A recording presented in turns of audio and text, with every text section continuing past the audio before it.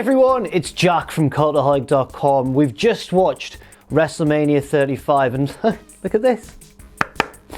Pretty good, that. Decent effort from your boy Jack. But enough about the predictions contest. We want to know how good or bad WrestleMania 35 was, and there's only one way of doing that. It's by assigning a whole bunch of lovely grades. That's right, this is WrestleMania 35 graded.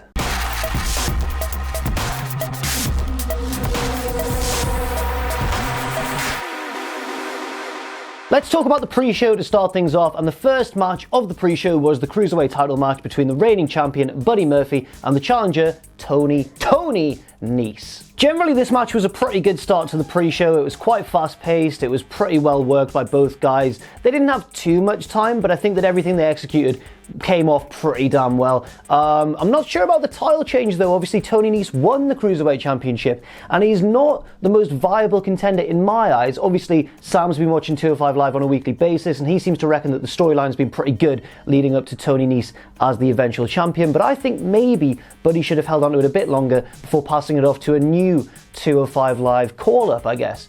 But at the same time, you know, I can't complain too much. I'm going to give the grade for this one a B+. Good opening to the show, fast-paced, solid action. Where does Buddy Murphy go from here, though? Bit of a mystery, but I guess we'll find out in the near future. Next up, the Women's Battle Royal, and let's just say that this probably wasn't the cleanest match on the entire show until we got to the final few, and then the action sort of picked up a little bit. It did a good job of making several women look strong in little segments, I guess. So we had Ember Moon, for example, Dana Brooke, and of course Asuka, who really should have been in a more high-profile match than this one. To be fair, I did enjoy the final few moments of this match with, you know, Sonya Deville looking strong, Sarah Logan looking particularly strong too, but ultimately it was Carmella's moment. I don't particularly agree with the choice of winner. I'd actually have rather seen Sarah Logan win this one. I think that would have really helped. I mean, I think the match helped her anyway. We saw her in a light that we've not seen her in since the Mae Young Classic she was in a more individual kind of light. But at the same time, it just wasn't that clean a match, to be honest. I'm going to have to give it a D grade. Just wasn't too impressed. And once again, I think I'd have preferred another woman to win other than Carmella. I think there were a good maybe 5 or 6 candidates in the match that I'd have rather seen walk away with the win. Next up, the Raw Tag Team Championship match pitting the Revival against Curt Hawkins and Zack Ryder. This was probably the match on the entire show with the least build at all. It was the last match added and it really didn't have any storyline going into it. It's a match that I've got very mixed feelings on as well. So basically, it was your standard old-fashioned tag team match. The heels got a lot of heat down the stretch, but then as the match entered its later stages, the babyfaces came back in and had a big fiery comeback, and then we got to the finish. So the action was alright, but I'm not too certain about the booking. Obviously, it was great to see Curt Hawkins play possum and then roll up one of his opponents for the sneaky victory, and it was great to see him snap his losing streak at a WrestleMania and all that sort of stuff. But at the same time, if I'm looking at this like as objectively as I can, I don't agree with it at all. I understand that from their sort of social media activity and stuff, the Revival are pretty unhappy. This is an educated guess, pretty unhappy with life in WWE, and this reeks of a punishment booking. It reeks of the Revival are in the doghouse. We're going to make you guys job out to Hawkins and Ryder at WrestleMania and lose the Raw Tag Team titles. So I don't agree with the booking decision. I think that the Revival probably should have held on to this, and I think that, you know, Curt Hawkins should have had a different opponent elsewhere, maybe even still on the pre-show, but I just don't think that these two storylines should have coincided with one another. I think it was too damaging to the Revival. I'm going to award this a C- grade. That's more because of how this was written rather than any effort put in by any of the 4 men in the match. They all performed quite well. It was more just, you know, a weird thing to have on the show, and a pretty bad way to treat one of the best tag teams in the world. And the final match on the pre-show was the Men's Battle Royal, the Andre the Giant Memorial Battle Royal, which I think it's fair to say had better action than the Women's Battle Royal, but also was probably worse booked. I mean, obviously watching this match, the dominant thought that I had was that there are so many men in this match that should have been on the main card in some respect. I'm talking about like Andrade, for example, Mustafa Ali, of course, who took a nasty spill to the outside. I hope he's okay. And obviously the eventual winner, Braun Strowman. And you know what? I didn't even dislike the SNL guys' appearance too much. They head into the ring for the majority of the match. You know, Colin Jost healed it up pretty well. I liked his Odell Beckham Jr. Cleveland Browns jersey. That was a nice way of healing it up in front of, you know, the New York crowd, or the New Jersey crowd, but the home of the New York Giants. And yeah, But despite that, I just felt like this spotlight was being put on these two celebrities when it could and maybe should have been given to so many other worthy candidates who were in that very match with them, almost as like a deliberate reminder. I know it wasn't a deliberate reminder, but it just seemed too ironic, really. I'm going to give it a D+. You know, it wasn't the most thrilling match ever. The action was fine, but it was really just a tale of wasted potential. I will say, you know, one positive, I guess, to take away from it is that the right man won, and hopefully Strowman can get elevated back to a spot on the card that he really actually deserves. So now we get to the main portion of the show, which was opened after America the Beautiful by the host of WrestleMania 35, Alexa Bliss. And she said, you know what, WrestleMania's got to be special, and as the host, I want you to know that I can create a WrestleMania moment with a snap of my fingers. And she did, and Hulk Hogan's music hit, and out he came, the real American Hulk Hogan. And at first I was thinking, well, I'm just going to slap this with like an E grade or something. It's not impressing me at all. I don't care how cool a moment it is to have Alexa posing with Hogan. I want someone more relevant to open WrestleMania. We've done the whole Hogan opening Mania thing when he did it with The Rock and Austin at Mania 30. He also got the stadium's name wrong despite making a joke about getting it wrong, but then he actually got it wrong. But you know what? It got saved by one man, and that man's name was Paul Heyman. From the moment Heyman strode out clean between Alexa and Hulk Hogan, disregarding them completely, and walked straight down to the ring and got on the mic and demanded that Brock Lesnar open the show, because if he's not going to be the main event, then he's going to be on first, and then after he's won, they're going to catch a flight to LA where he's actually appreciated, a big reference to the UFC. From the moment that happened, I was like, this segment has totally turned around. It seemed kind of groundbreaking and shocking. It was not what any of us expected to open the show, and I really did enjoy it actually for an opening segment, despite obviously Hogan's involvement, which was questionable at best. So yeah, I'm going to give this little segment before the actual match a B+, just purely because of Heyman. I got so excited. As soon as you see him stride into view, that was the cue for like, what's going to happen now? And I think that's kind of what WrestleMania is all about. It felt a bit chaotic, a bit raw, but I loved it. And now on to the Universal title match itself between Lesnar and Seth Rollins. Well, it wasn't so much of a match actually, it was kind of more of an angle, but bloody hell, what an angle it was. It was a risky start of the show, obviously with Lesnar just beating the crap out of Rollins and then Rollins hitting a low blow while the referee was down and then just hitting 3 curb stomps and winning.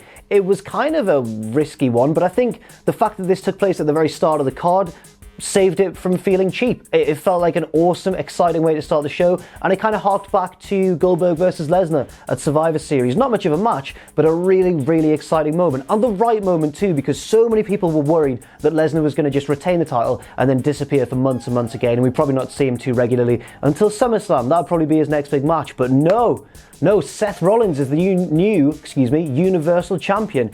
And I absolutely love it. I thought it was fantastic. I thought it was better than it had any right to be, really, because, you know, as good as Lesnar's been in matches against the likes of Bryan, Styles and Balor, I thought even if the match is really good, if he wins, it's going to put a dampener on the whole thing. I'd rather have seen this than a more extended match, and I'm going to give it an A grade. Really, really tremendously excited, and I can't wait to see what happens next. And then the match that followed that, we kind of went from something that felt totally like a WrestleMania moment to something that felt more like kind of a standard SmackDown main event. A pretty good SmackDown main event, but nothing entirely different per se. And the two guys put in a decent effort, to be fair. They told a decent story. They obviously had done their homework on each other. My favourite moment, for example, was when Styles went for the phenomenal forearm, Orton went for the RKO, and then Styles hopped back down. It wasn't an entirely original spot, but it worked in the whole context of the match. But unfortunately, you know, it was never really going to live up to what we'd just seen beforehand. So I think the guys did about as well as they could. I'm going to give this a B grade. It was a decent effort, nothing offensive, and to be fair, even though I predicted that Randy Orton would win, I have to say that actually having Styles win is probably the better result. It helps keep Styles kind of hot on SmackDown, and I'd love to see him in a match, for example, with Kofi further down the line. But you know what? I don't have any major complaints. I think a B grade is pretty fair. Yeah, not too bad. Then we had the 8-man match, the 4-team match for the SmackDown tag titles between the champions, the Usos, Ricochet and Aleister Black, who of course had just lost on NXT TakeOver 2 days before that, Shinsuke Nakamura and Rusev, and the 4th team, the bloody bar. How could I forget the bar? We are the bar. This was pretty short actually. I wouldn't have minded seeing this match get a bit extra time if we'd shaved some time off some of the longer matches on the card. But it worked as well because it was quite concise, it was wrestled at a pretty fast pace, and every team got a little moment to shine. There were a lot of cool spots as well. There was that big, unique Tower of Doom with Ricochet managing to roll through and land, not land on his feet in the corner, but roll through safely and then rise to his feet in the corner. That was a cool moment. He and Aleister Black got a huge pop, and I think everyone was quite eager to see them win, but I can't complain too much about the Usos retaining, especially with the number of title changes we had on this show. I don't think it was too bad a call to have one of the more established teams on SmackDown pick up the victory. And hopefully further down the line, we can see the Usos versus Aleister Black and Ricochet in just a straight 2-on-2 tag team match. I'm going to give this a B+.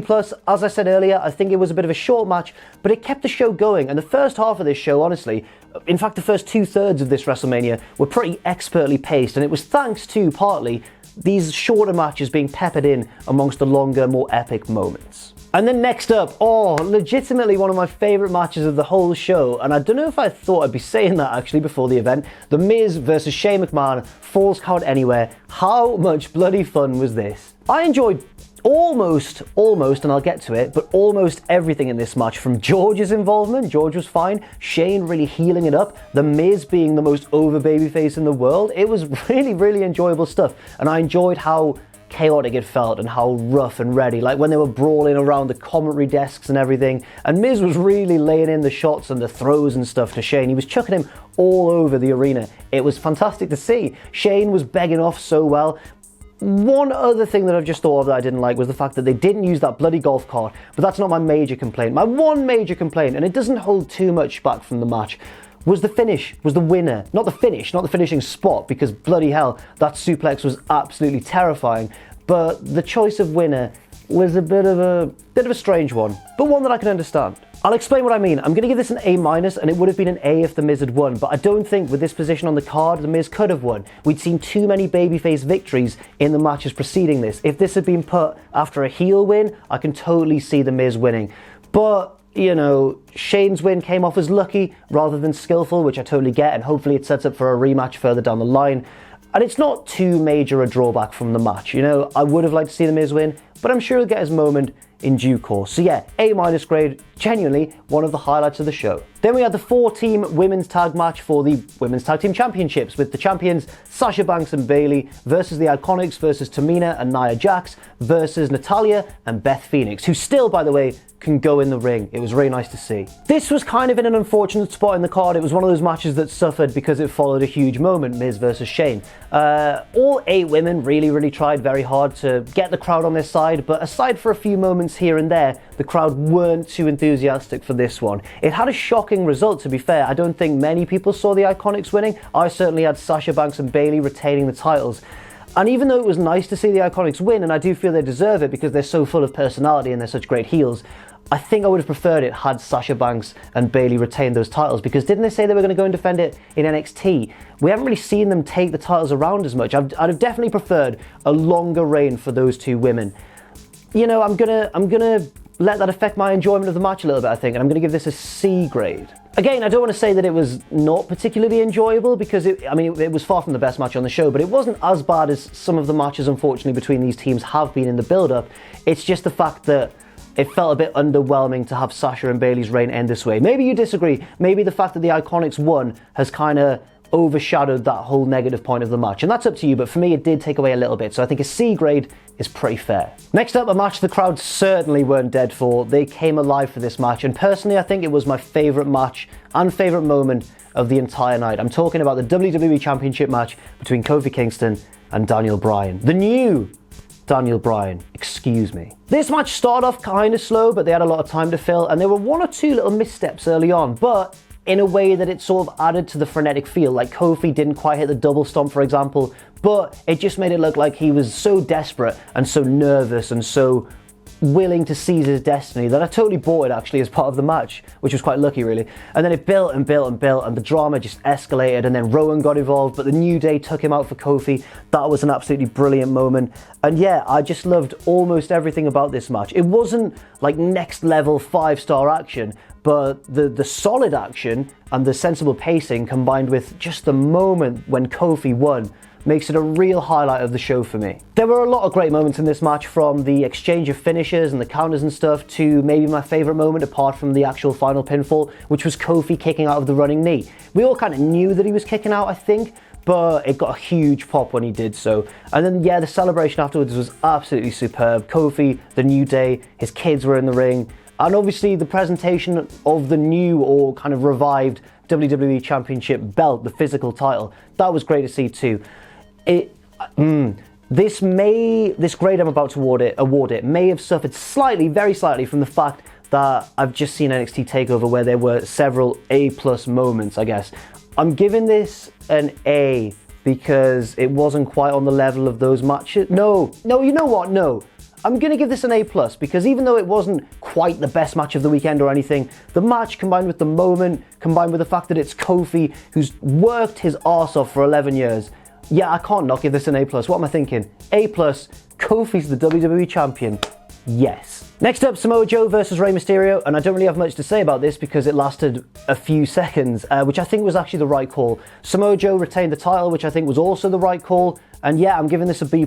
It was just after a long, epic match and an emotional title change, so I think a quick squash and a heel victory was exactly the right thing to do. This was perfectly placed on the card, and even though it wasn't much of a match, I have no real complaints at all, and it was the right result. B+.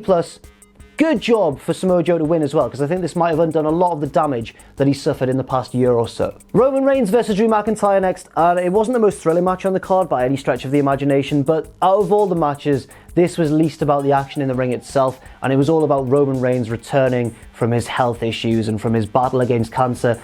And it's hard to hate on that, isn't it, to be honest? You can't really. It was such a feel-good moment, and I think everybody was genuinely so happy to see Roman back doing what he does, being a professional wrestler. It was really touching and it was great to see. If I have to analyse this as a match, I'll give it a B because it wasn't the most thrilling thing in the world, but again, the grade doesn't really matter here. It was more about the moment, it was more about Roman Reigns returning to action, and yeah, yes, it was a B sort of match, nothing particularly amazing happened, but it was the right call, and Drew was a worthy opponent as well, and he did heal it up pretty well too. But it's all about the big dog. It's all about the bloody big dog. Next up, Word Life. This is basic thugonomics now. God, can you believe we got Doctor of Thugonomics John Cena? Well, I'll go back to the start of the segment. So we started with Elias, or duplicates of Elias, on the Titantron. And call me out on this if I'm wrong, but has Elias genuinely learned how to play the drums really well and the piano as well? Has he always had that in his locker? That video did not look doctored to me in the slightest. That looked like Elias genuinely playing those instruments. He also is better at the guitar than we ever thought. I don't know what's going on. Can anyone explain this? But obviously, despite promising that he wasn't going to get cut off by anybody, Elias was cut off by Jonathan Cena. Not the Cena we know and love today, but the Cena that we knew from back in the day. The Doctor of Thugonomics. This was pretty cool to see, actually, to be fair. I was worried about the Elias segment. I was worried that it would take up too much time, but it was quite lengthy, but it was a fun moment. I'm going to give it a B grade, especially because John Cena said, you're not going to get the attitude adjustment, you're going to get the FU, and I was like, yeah, PG rating can get in the C, mate, because it's all about swearing and edgy rap battles and stuff. There wasn't any real swearing. It was a PG moment disguised as a bit of a rated R moment. But you know what, that sort of sums up Doctor of Thugonomics John Cena. From a bit harmless fun to a bit of harmful fun, Triple H versus Batista. First of all, the entrances were absolutely superb from both men, apart from when Batista slipped when he was getting into the ring. Oh, it's alright. I've got a lot of mixed opinions on this match, mainly because it was a very, very slow-paced affair, maybe the slowest paced match on the entire card, which didn't help when it was also one of the longest matches on the card. On the plus side, Triple H just demonstrated his old school psychology here. He was like an NWA vengeful babyface. It was great. Plucking Batista's nose ring out with a set of pliers was genius. The finger spot with the bigger set of pliers was genius as well. Yeah, I enjoyed certain bits of this match, and yes, it moved very slowly, but there were enough things in here that it was a real guilty pleasure for me. I saw it getting bashed pretty hard on Twitter, and I think I may have enjoyed it more than most. Not that I'm biased or anything, but it's all about the game and quite how you play it. Both men also really put their bodies on the line for this match, you've got to admit that. The announce table spots, the ring step spots, and all that sort of thing. On the whole, I'm not going to overrate this match too wildly. I'm going to give it a B-, which I think is a sensible grade for this, because it was pretty slow paced. But we had the nice moment at the end with Ric Flair helping out Triple H, passing him the sledgehammer, and Triple H's like Superman sledgehammer shot off the ring steps was actually pretty damn cool. Probably as cool as he imagined when he dreamt it up backstage, actually. Yeah, not the best thing on the show, and it did actually sap the life out of the crowd quite a bit. But it's Triple H versus Batista, and it had a lot of the stuff we wanted to see, just spaced out with several minutes in between. Then we had Kurt Angle versus Baron Corbin. Surely something would happen. We've already seen John Cena, so it's probably not going to be him, but maybe we'll get The Undertaker or something. No, we just had Kurt Angle versus Baron Corbin. I'm not sure why we expected any different really, but we did. We thought there was going to be more to this. The match itself was fine. Like, it wasn't as, sloppy or as much of a struggle as some of Angle's most recent matches on TV. And Corbin did a good job of marshalling him through the match. And Angle did all the greatest hits, the Germans, the ankle lock, the angle slam and all that sort of stuff. The straps came down and everything. But it was Baron Corbin who picked up the victory. And I know that it's tradition for an outgoing wrestler or a retiring wrestler to go on his shield and put over a newer guy. And technically, they did the right thing here to elevate Baron Corbin. But at the same time, I just was so certain that Angle was going to see off Corbin in a minute or two, and then his real opponent would come out. And the fact that I couldn't quite shake that, and the fact that WWE even acknowledged in the build-up the fans' disappointment that it was Corbin, kind of made this really strange to me, a really strange feeling match. I am going to give it a C grade though, because of, I guess, Angle's speech afterwards, which was genuinely quite heartfelt. And, when one of the greatest of all time retires, you have got to bump it up an extra point or two, I feel. So farewell, Kurt Angle. Thanks for your many excellent matches and moments over the years. You're a genuine ledge, mate. You're a legend. Then the penultimate match of the night, Bobby Lashley with Lio Rush versus Finn Balor for the IC Championship. And it was okay. It was really pretty quick. It only lasted a few minutes, maybe like 3 minutes. But at the same time, I feel like it could have been even quicker. We know what Demon Finn Balor's all about. Coming out, hitting moves, and, hitting the same moves that he always does, and winning clean. This time, actually, in a nice little twist of events, turn of events, twist of fate, whatever, he hit a move that he doesn't normally hit. He hit a big power bomb on Bobby Lashley, which kind of is what we've all been asking for. We've been asking for the Demon to have more ability or different moves than regular old Finn Balor. So we did get a small sense of that. Because of that, and because of the fact that the match didn't waste too much time, I'm going to give this a B-, but it wasn't exactly thrilling stuff. And I think that's not the fault of the wrestlers. I think that's the fault of the build-up. We'd already seen Balor and Lashley wrestle so many times anyway. Why should we get particularly hyped up for this one? I think the Demon kind of is starting to have diminishing returns, and we need the next time the Demon comes out to really mean something. But for now, I can't give this more than a B-. I'm really sorry. But Finn is the IC champion, which I think is a good call. Then we had a weird segment where Alexa came out again, and I almost didn't want to give this a grade because I don't have much to say about it. She just came out, announced the attendance record, and then brought out R-Truth and Carmella, and we had a dance break, and then that was it. I don't even know what... D-, because it seemed a bit pointless. Yeah, D-. I don't know how to analyse this at all. And finally, the main event, the winner-take-all match for both the Raw and SmackDown Women's Championships between Becky Lynch, Charlotte Flair, and Ronda Rousey. And before I talk about the match itself, loved the entrances here. Charlotte Flair arriving in a helicopter, that's pretty class. Joan Jett playing Ronda Rousey to the ring, that's awesome too. And I enjoyed the fact that Becky's entrance was a bit more understated. Yes, we had like the big plumes of steam, like the jets of steam flying up in the air, but she was focused and it was like, game face on now, this is my moment, I'm ready to win. And you have to say as well that all three women really tried hard in this match to make it feel like something special, but you also have to say that things, for whatever reason, and things, most of them out of actually all three women's control, things just felt a little bit off. I think the main reason was probably that the crowd were just absolutely drained after such a long show in which we'd already seen two mega babyface wins in the form of Rollins and Kofi Kingston. Other things that made this match just feel a little bit off, for me anyway, included Michael Cole's voice going towards the end, which you can't even blame him for because it was such a long show, or the table not breaking properly towards the end, and you know, that was unfortunate too. It did sort of break, but I don't think it was the big spot they had in mind. But we have to talk about the finish as well. The finish, I'm worried, is going to be the dominant thing that is remembered from this match. And it shouldn't be, given the effort that all three women put in. But obviously Ronda's shoulders did pop off the canvas at just the wrong sort of time. But you know, Becky won, which is the main thing, I suppose, or at least I hope it's remembered as the main thing. I just don't know why they had to go for that tricky pinfall finish. It should have been probably just a disarmer. I know that Ronda probably wouldn't have tapped out, but Charlotte could believably have tapped out to it.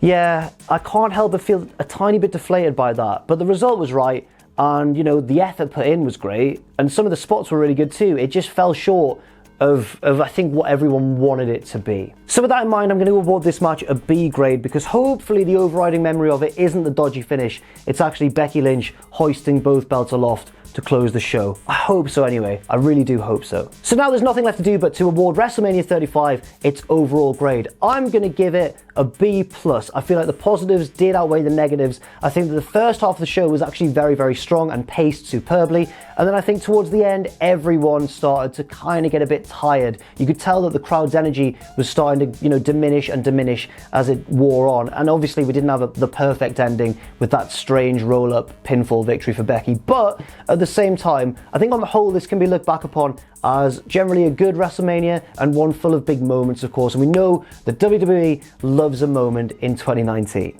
Thanks very much for watching, and let us know what you think in the comments section down below. You can follow Cultaholic on Twitter @Cultaholic and on Facebook at facebook.com/Cultaholic. If you enjoy what we do, then please do check out our Patreon, patreon.com/Cultaholic, where you can pledge. And don't forget, of course, most importantly of all, to hit subscribe and to join us.